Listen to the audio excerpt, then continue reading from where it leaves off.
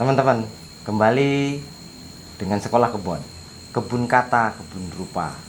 Masih dengan tamu yang unik, yaitu seorang dukun, Mas Tommy Aditama. Ini sekarang memakai kalung. Ini kalung apa, Mas?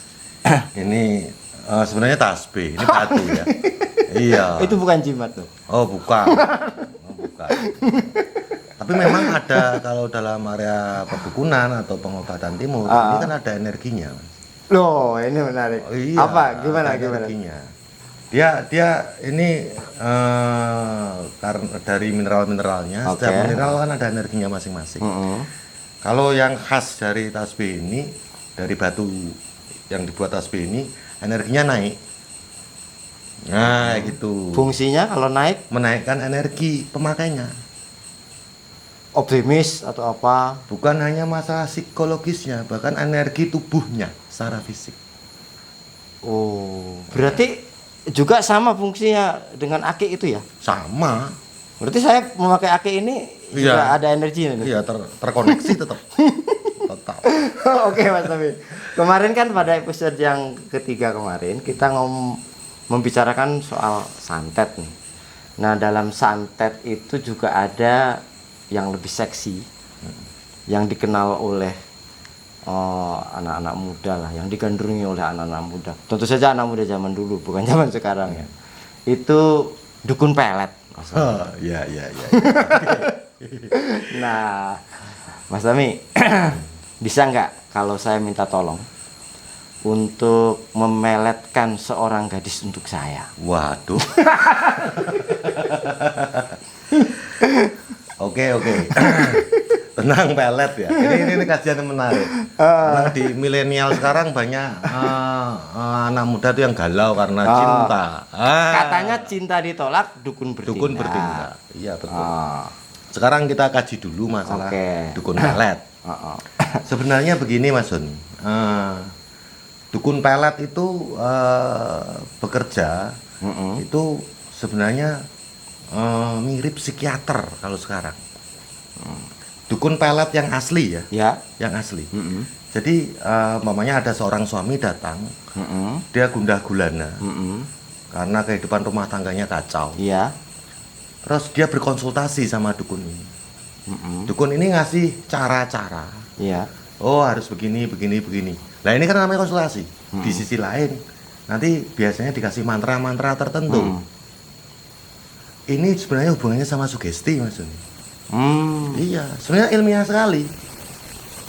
Jadi kan dikasih mantra-mantra untuk dibaca Ya. atau disimpan atau bagaimana itu? Dibaca, Oh. ada juga yang disimpan. Penyimpanan sesuatu barang Iya. untuk sebuah tujuan, itu kan juga sugesti.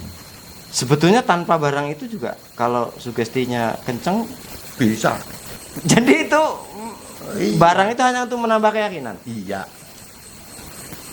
Ada yang begitu. Oke. Nah, ada juga yang memang barang ini Iya. atau jimat ini biasanya itu memang sudah dikasih energi yang bisa memikat daya tarik lawan jenis. Iya. Kayak gitu. Nah, tapi kan pada perkembangannya itu dukun pelet itu kan identik dengan orang yang bisa menolong untuk membuat seseorang dipaksa jatuh cinta. Iya. Artinya perkembangan kemudian loh. Ya. Nah, itu betul atau tidak sih sebetulnya?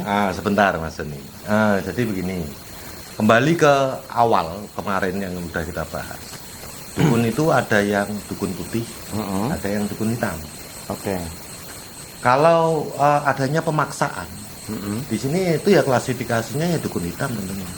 Tapi itu bisa terjadi. Bisa, Artinya bisa seorang dukun itu membuat seseorang jatuh cinta. bisa. Bagaimana itu caranya? Metode-metode yang mereka pakai itu bagaimana? Kembali ke awal kayak kemarin, jadi dia pakai kekuatan pikiran, biasanya hubungannya juga sama energi, dan bisa pakai makhluk halus, kayak gitu. Jadi sebenarnya ada rasionalisasi juga di sini. Jadi ketika taruhlah memakai media-media tertentu, Mas. Misalnya media apa? biasanya yang banyak itu satu foto, Foto. dua itu rambut Rambut. orang yang mau dipalet. Rambut target. Iya, ada. Itu lebih kuat Mas Doni. Atau baju atau sesuatu yang pernah dipakai oleh target. Pertanyaannya kenapa? Nah, kan begitu. Ya, ya, ya. Rambut itu kan menyimpan DNA si target. Kan sama DNA-nya. Energinya pun sama. Ya. Lah bagi ahli santet, ini tinggal dimodifikasi. Makanya dia nggak akan salah kirim santet, peletnya ya, dari dukun pelet. Karena DNA-nya ya sama, si target ini, orang ini sama rambut ini. Iya. Nah, ya gitu. Terus dengan energi juga sama. Dia juga dengan melakukan visualisasi. Tapi banyak sekali dukun pelet itu yang juga mensugesti si orang yang ingin memelet orang lain ini. Jadi, oh Anda harus melakukan pendekatan sama orangnya. Kayak gitu. Juga terus sering kontak-kontakan, kalau zaman sekarang sering di WA ya. Kenapa? Biar tetap ada komunikasi. Jadi si ilmu pelet ini akan lebih cepat masuknya. Beda ketika orang yang sama sekali nggak kenal. Itu kan sulit. Jadi harus kenal dulu. Ada yang sampai pada tahapan ilmu yang benar-benar nggak kenal pun bisa.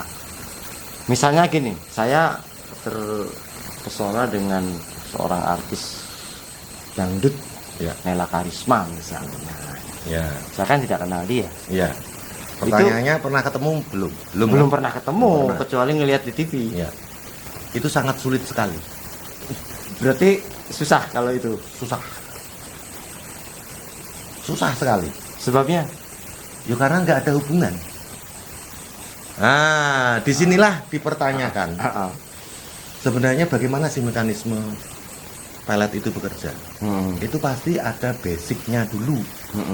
Contoh harus sudah kenal dulu, atau udah pernah ketemu, atau ada kemungkinan orang ini berhubungan dengan orang itu. Taruhlah, Anda saya kasih jimat, temuin Nela Karisma. Udah ketemu salaman, tidak lah itu baru bisa. Oh gitu. Oh iya. Lah kalau nggak kenal gimana? Dukunnya juga pusing juga. Nah kalau kemudian dipergunakan ketika seorang pria jatuh cinta, kemudian ditolak, itu kan dendam. Akhirnya datanglah ke dukun pelet. Itu kan sering terjadi. Sering kalau itu. Iya, itu ya sama mekanismenya. Dan itu bukan aliran putih, bukan aliran hitam tentu saja ya. Sebenarnya ya enggak juga. Sekarang apa salahnya ketika taruhlah Mas Joni waktu muda ingin mendekati perempuan, Iya. terus Mas Joni melakukan doa. Wahai Tuhan, buatlah cewek itu jatuh cinta sama saya. Apa bedanya sama itu? Kan sama. Ah, cuman kalau dalam hal dukun, kalau perdukunan, satu, si dukun ini akan melakukan ritual-ritual sehingga akan menguatkan energi orang ini untuk mencapai hajatnya tadi ya. Iya. Biar si cewek ini jatuh cinta. Jadi dia melakukan ritual dan dia juga menasehati orang yang ingin memelet orang. Jadi gini Mas, umpamanya contoh nih, Anda harus menjalin hubungan, tetap hubungan. Terus Anda doa, saya kasih mantra juga ini, bahasanya begitu, kasih mantra. Mantra ini kan hubungannya sama sugesti. Terus dia melakukan atensi terus ke cewek ini. Itu ada cara-caranya bagaimana dia bisa menembus bawah sadarnya cewek ini dari jarak jauh. Ini yang sebenarnya di barat dinamakan ilmu telepati. Oh, di barat ada? Diakui itu ilmu Sudah, telepati. sudah. Sebentar, ilmu telepati. Penjelasan yang masuk akalnya begitu ya. Tele itu kan jauh. Pati itu dari patos ya. Perasaan. Jadi sebenarnya mengirim perasaan dari jarak jauh. Kayak gitu. Makanya ada dua variabel, yaitu pikiran dan perasaan. Bila kita mampu menyatukan ini, kemudian kita lakukan atensi ke seseorang, maka pesan dari kita akan tersampaikan ke orang itu. Tapi tentunya ya ada cara-cara khususnya. Nah, ilmu telepati itu di barat sudah diakui. Artinya secara ilmiah Secara sudah diakui. ilmiah Sudah diakui ya.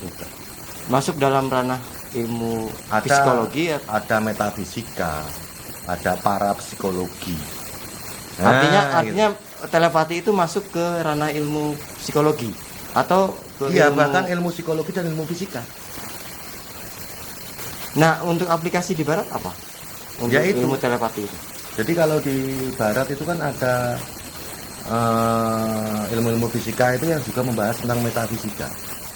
Jadi bagaimana hubungan orang-orang secara metafisis, hubungan manusia dengan lingkungan, hubungan orang dengan orang lain kayak gitu. Dia menggunakan teori-teori frekuensi tadi, Enggak, artinya praktisnya itu digunakan untuk apa? pengobatan. Jadi para dokter juga menggunakan itu.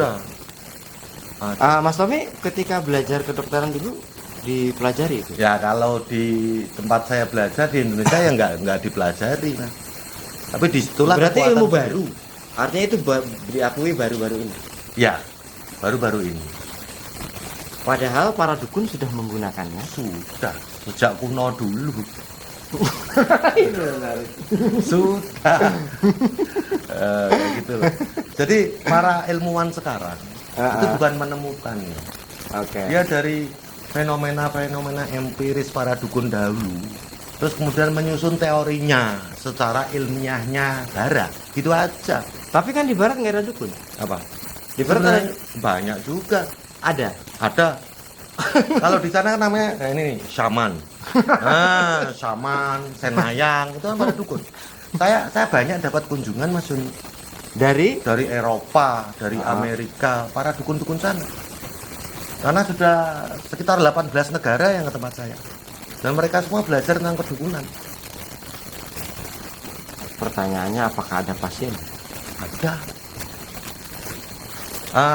Ada. Oke. Jadi begini, kadang orang itu ketika berobat dia mentok dengan dokter kok nggak sembuh-sembuh, atau ke psikiater atau ke psikolog kok nggak sembuh-sembuh. Tapi mereka kan harus tetap survive. Mau nggak mau mereka cari alternatif. Makanya itu yang disebut alternatif medicine. Jadi Kalau di pengobatan sini ya alternatif. pengobatan alternatif. Ya. Kayak gitu. Oke, kembali ke pelet tadi Mas. Ya. Pelet tadi. Nah, posisi sekarang kata Mas Tommy tadi kan dipegang oleh psikiater. Nah, Mas Tommy sebagai dukun juga pernah tidak mendapatkan pasien-pasien yang untuk rumah tangga yang ruwet seperti ini, menginginkan pelet? Iya. Pernah, bahkan sering. Nah, pertanyaan yang paling ini yang paling menarik nih. Ilmu pelet para dukun itu kalau dibandingkan dengan ilmu pelet modern sekarang yang menggunakan mobil sport. Pelet mobil ya. Pelet sport itu lebih ampuh mana? Iya, lebih ampuh pakai mobil Mas Doni. Oke teman-teman. Tapi yang jelas para dukun zaman sekarang itu juga masih menerima pasien untuk orang yang meminta memeletkan seorang gadis. Banyak. Mas Tommy banyak kenal para dukun. Banyak. Baik, teman-teman, perbincangan soal perdukunan nampaknya masih akan terus berlanjut di episode berikutnya. Tetap dengan channel Sekolah Kebun Kata Kebun Rupa. Jangan lupa like dan subscribe. Oke.